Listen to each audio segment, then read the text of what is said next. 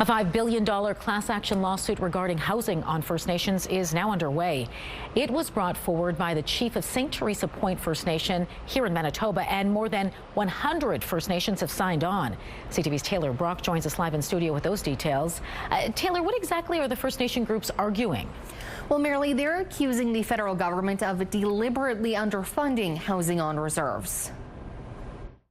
Some of our homes have over 30 people living under one roof. Our elders and our children have to sleep in shifts and on the floor. The lawsuit alleges the federal government has breached its obligations to First Nations by failing to ensure proper housing and imposing restrictions on their ability to house themselves.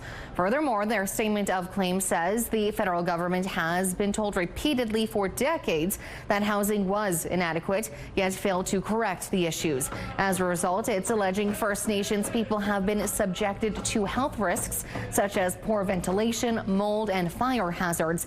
And says on top of all of that, living in those conditions puts a serious toll on people's mental health.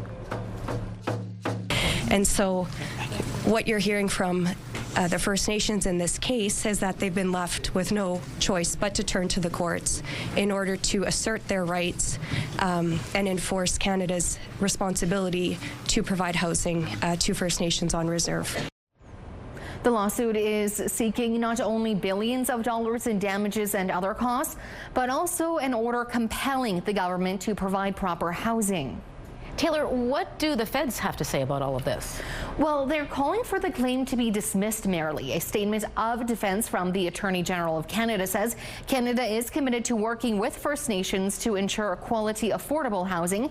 However, the statement also says in part, quote, Canada does not build or maintain houses on reserves. First Nations are responsible for planning, procuring, and managing their housing stock. Canada supports their housing projects through funding. Now, this hearing wraps up on Thursday. All right. Thanks for this, Taylor.